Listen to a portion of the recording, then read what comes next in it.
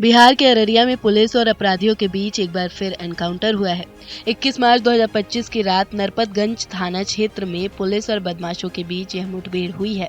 बताया जा रहा है कि पटना एसटीएफ और स्थानीय थाने की पुलिस ने थलहा नहर के पास घेराबंदी की।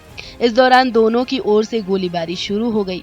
घटना में तनिष्क शोरूम लूटकांड का आरोपी चुनमुन झा पुलिस की गोली से घायल हो गया है। पैर और सीने में मिलाकर उसे 3 गोली लगी है। गोली लगते ही वह गिर पड़ा, जिसके बाद पुलिस ने पकड़ लिया।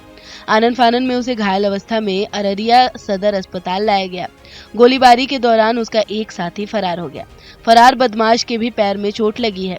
पलासी थाना क्षेत्र में मजलीसपुर का रहने वाला चुनमुन झा कई लूट कांडों का मास्टरमाइंड है। पुलिस को सूचना मिली थी कि वह अपने गैंग के साथ नरपतगंज में छुपा हुआ है। पकड़ने के लिए पटना एसटीएफ की टीम अररिया पहुंची थी। स्थानीय पुलिस के सहयोग से थलहा नहर के पास टीम पहुंची तो बदमाशों ने फायरिंग शुरू कर दी। इसके बाद पुलिस की ओर से भी जवाबी कार्रवाई की गई। अररिया के एसपी अंजनी कुमार ने कहा कि चुनमुन झा आरा और पुनिया के तनिष्क लूटकांड का आरोपी था। वो और भी केस में आरोपी है। इसकी सूचना थी। एसटीएफ लगातार उसका पीछा कर रही थी। पुलिस को नरपतगंज आने की सूचना मिली। पुलिस टीम को देखते ही उसने फायरिंग कर दी। पुलिस ने भी बचाव में फायरिंग की। उसे गोली लगी तो तत्काल नरपतगंज के अस्पताल में लाया गया। वहां से सदर अस्पताल रेफर कर दिया गया। उसका इलाज चल रहा है। 5 पुलिसकर्मी भी घायल हुए हैं। 2 अपराधी थे, एक भागने में कामयाब रहा। आज तड़के सुबह एसटीएफ विशेष कार्यबल को और इन्फॉर्मेशन था, उसी सूचना पर यहाँ छापामारी किया गया, जिसमें अपराधकर्मी 2 थे, वो भागने लगे। उनको बार बार रोकने के बावजूद भी वो लोग गोली फायरिंग कर दिए पुलिस पर। इसके आत्मरक्षार्थ एसटीएफ की टीम ने भी फायरिंग किया। उसमें वो घायल हो गया अपराधकर्मी, जिससे इलाज के लिए नरपतगंज भेजा गया। एक अपराधकर्मी भागने में कामयाब हो गया, जिसके लिए अभी भी टीम पीछा कर रही है। उसका घेराबंदी की हुई है और उसको नरपतगंज भेजा गया हॉस्पिटल, जहाँ से उसको रेफर करके अररिया भेजा गया है। किसकी कैजुअल्टी? अन्य अपराधकर्मी को गोली लगा हुआ है, उसको इलाज के लिए भेजा गया है। इधर जो हमारे एसटीएफ के भी 2-3 लड़के घायल हैं, उन्हें भी इलाज के लिए भेजा गया है। और अपराधकर्मी जो है, उसके बारे में मालूम चला है कि वो अपराधकर्मी हमारे जिला का कुख्यात अपराधकर्मी था, जो कई बैंक लूट में कांड में संलिप्त रहा है। पूर्णिया तनिष्क में और पलासी मुखिया पर फायरिंग करने में उसका नाम चुनमुन झा है, वही शामिल है। क्या नाम है सर? चुनमुन झा। तो घायल वही हुआ है? हाँ, घायल वही हुआ है।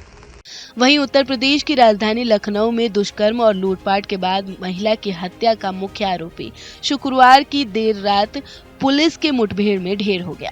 यह मुठभेड़ मलिहाबाद थाना क्षेत्र के देवन लान के पास हुई। इससे पहले पुलिस ने घटना में शामिल मुख्य आरोपी के भाई दिनेश को गिरफ्तार कर लिया था। मुख्य आरोपी अजय फरार चल रहा था।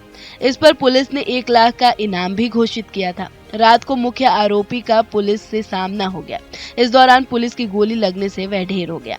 मूल रूप से अयोध्या के रौनाही क्षेत्र की रहने वाली महिला की बुधवार रात आलमबाग बस अड्डे से भाई के साथ घर जाते समय दुष्कर्म के बाद हत्या कर दी गई थी। पुलिस आरोपियों की तलाश में लगी थी। डीसीपी पश्चिम विश्वजीत श्रीवास्तव ने बताया कि पुलिस व क्राइम ब्रांच की 6 अलग-अलग टीमें घटना के खुलासे के लिए लगी हुई हैं।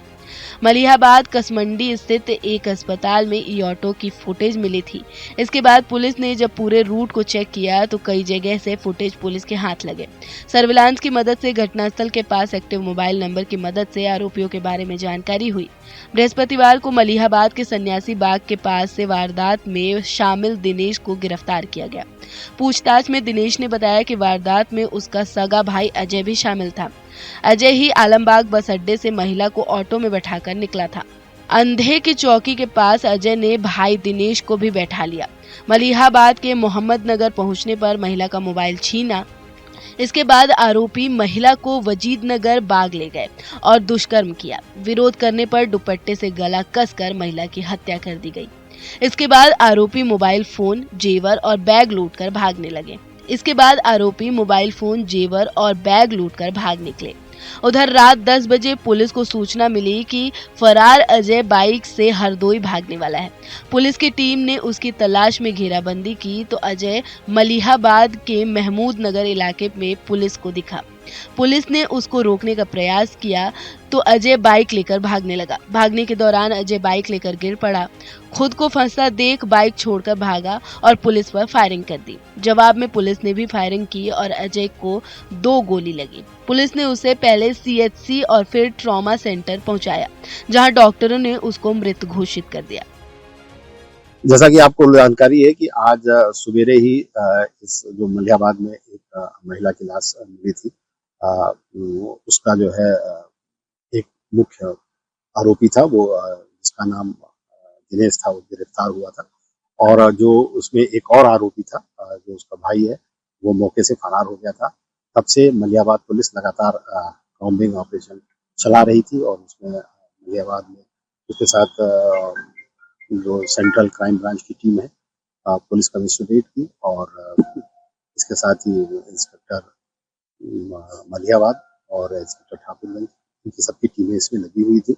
लगातार कम्बिंग चल रही थी। इसी बीच अभी करीब 9:30 बजे के आसपास ये सूचना मिली कि ये आज अंधेरे का फायदा उठा के रात में हरदोई भागेगा। इस सूचना पर घेराबंदी की गई और एक संदिग्ध व्यक्ति को जो मोटरसाइकिल से लखनऊ की तरफ से आ रहा था, जब उसको रोकने की कोशिश की तो वो मोटरसाइकिल लेकर उसे कच्चे रास्ते पर उतार दिया।